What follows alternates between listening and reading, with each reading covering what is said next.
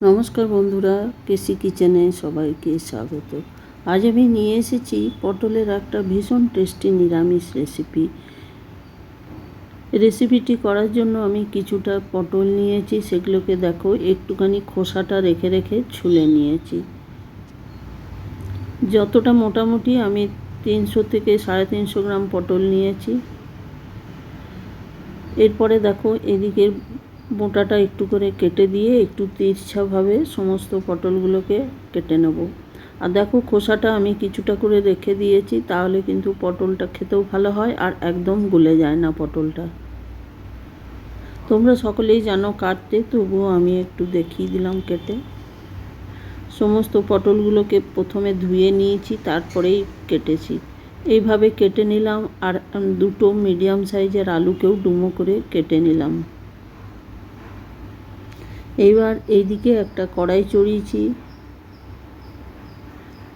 কড়াইটা গরম হওয়ার পরে দেখো কি 2-3 চামচের মতো তেল দিয়েছি। যে পটলের তরকারিতে একটু তেলটা বেশি লাগে, সেই আন্দাজ করে আমি তেলটা দিয়েছি।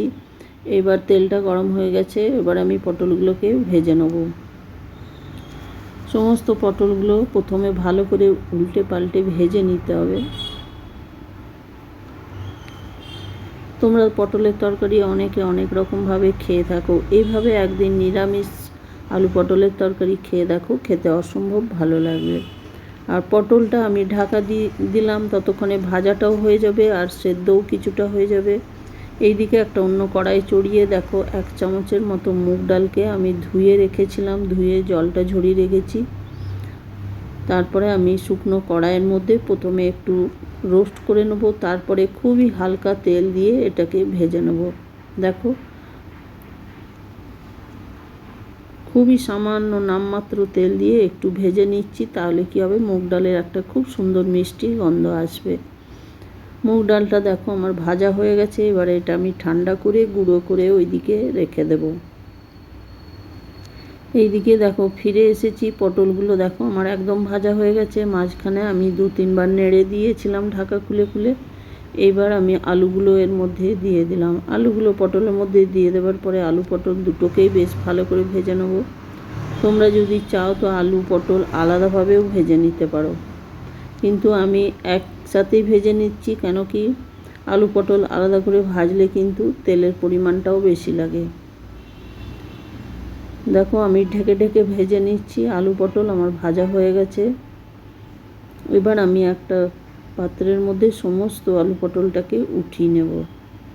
এবারে দেখো যেটুকু তেল বেঁচে আছে সেটাতেই আমি রান্না করব। 1 চামচ গোটা জিরে, কয়েক দানা গোলমরিচ আর গোটা গরম মশলা, এলাচ আর দারচিনি, এলাচগুলোকে আমি ফাটিয়ে দিয়েছি। এবারে আমি এই গরম মশলা আর গোটা জিরেটা তেলের মধ্যে ভালো করে ভেজে নেব।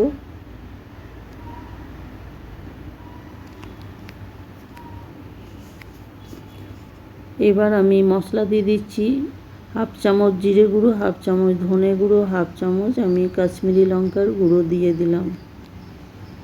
কম কম জল দিয়ে দিয়ে আর 1 চামচ দিলাম আদা আর কাঁচা লঙ্কা বাটা। যে জল দিয়ে দিয়ে মশলা ভাজলে কিন্তু মশলাটা ভীষণ ভালোভাবে ভাজা যায় আর তেলের পরিমাণটাও কম লাগে। এবারে দেখো মশলাটা ভাজা অনেকটা হয়ে গেছে। এবারে পরিমাণ মতো নুন দিয়ে দিলাম, 1 চামচের মতো হলুদ দিয়ে দিলাম। নুন হলুদ দিয়ে দেওয়ার পরে দেখো একটুখানি বেশ নেড়ে চেড়ে নিলাম। এইবার ওইদিকে একটা টমেটোকে পেস্ট করে রেখেছি, সেই টমেটোটা আমি দিয়ে দিলাম। টমেটোর মধ্যে যেহেতু জল আছে আর আমি জল দিলাম না আলাদা করে। এবার টমেটোর যে জল সেটাতেই মশলাটা পুরো কষানো হয়ে যাবে।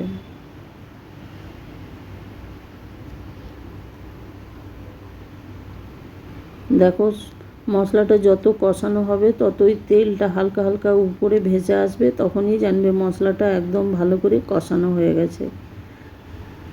যতক্ষণ না তেলটা উপরে ভাসছে ততক্ষণ পর্যন্ত কিন্তু মশলাটাকে কষিয়ে যেতে হবে। দেখো কষাতে কষাতে একদম মশলাটাও জলটাও কমে গেছে আর তেলটা একদম উপরে উঠে এসেছে। এবার আমি একটা তেজপাতাকে 2 টুকরো করে দিয়ে দিলাম। তারপরে মশলাটা আর একটুখানি কষে নিয়ে আলু পটল যেগুলো ভেজে রেখেছি সেইগুলো আমি দিয়ে দিলাম। আলু পটলটা দিয়ে দেওয়ার পরে এগুলোকেও আরেকবার ভালো করে কষিয়ে নিতে হবে। একটু সময় নিয়ে ভালো করে, কিন্তু যে কোনো তরকারি একটু কষালে কিন্তু তার স্বাদ ভীষণ ভালো হয়। আলু পটলটা কষা হয়ে প্রায় অনেকটাই কষানো হয়ে গেছে। এবার আমি ওইদিকে যে ডালটা গুঁড়ো করে রেখেছি, মুগ ডালটা, সেই ডালের গুঁড়োটা আমি দিয়ে দিলাম। এই ডালের গুঁড়ো দিয়ে আলু পটলের তরকারি খেতে যে কী ভালো লাগে, না বানিয়ে খেলে তোমরা কেউ বুঝতেই পারবে না যে এত টেস্ট হয় আলু পটলের।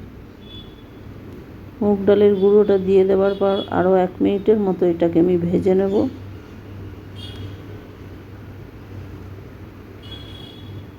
এবারে দেখো এর মধ্যে আমি 1 চামচের মতো ঘি দিয়ে দিলাম। এই ঘিটা দিয়ে পুরো তরকারিটা কষলে কিন্তু তার টেস্ট ভীষণভাবে বেড়ে যায়, খেতে এত ভালো লাগে। অনেকে হয়তো তোমরা নামানোর আগে দাও, এইভাবে একদিন দিয়ে দেখো, খেতে ভীষণভাবে ভালো লাগবে। ঘি দিয়ে পুরো তরকারিটা যদি কষাতে থাকো তাহলে কিন্তু খেতে খুবই ভালো লাগে আলু পটলের তরকারি।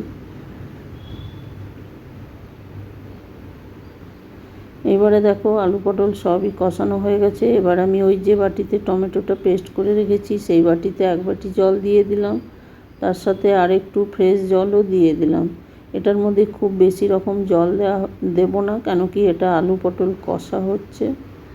এইবারে আমি এটা জলটা দিয়ে ঢাকা দিয়ে প্রায় 3-4 মিনিটের জন্য রেখে দিলাম। তারপরে দেখো ঢাকা খুলে দেখাচ্ছি, তরকারির জলটা অনেকটাই শুকিয়েছে আর আলু পটল সবই সেদ্ধ হয়ে গেছে।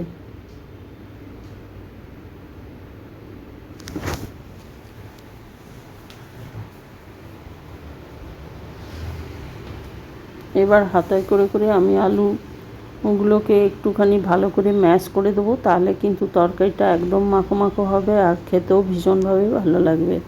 দেখো সমস্ত আলুগুলোও সেদ্ধ হয়ে গেছে একদম। নিরামিষ তরকারি এরকম আলু পটলের তরকারি তোমরাও একদিন বানাও, বানিয়ে দেখো, খেতে অসম্ভব ভালো লাগবে। আমার রেসিপি যদি তোমাদের ভালো লেগে থাকে তো লাইক, শেয়ার ও কমেন্ট অতি অবশ্যই করে দিও। নতুন বন্ধুদের সাবস্ক্রাইব করার অনুরোধ রইল। এরপরে দেখো আমি গ্যাসটা বন্ধ করে দিলাম। গ্যাসটা বন্ধ করে দেওয়ার পর ওপর থেকে একটুখানি ধনেপাতা ছড়িয়ে দিলাম, ছড়িয়ে দিয়ে ঢাকা দিয়ে আমি স্ট্যান্ডিং টাইমে কিছুক্ষণ রেখে দিলাম। তারপরে দেখো ঢাকা খুলে দেখাচ্ছি কত সুন্দর আর কত লোভনীয় তরকারিটা হয়েছে। আর এইভাবে বানালে কিন্তু আলু পটলের তরকারি ভীষণ ভালো লাগে, প্রত্যেকে পছন্দ করবে। অনেকে যারা আলু পটল খেতে পছন্দ করে না তারাও কিন্তু এইভাবে বানিয়ে দিলে খেয়ে নেবে। তোমরা সকলে ভালো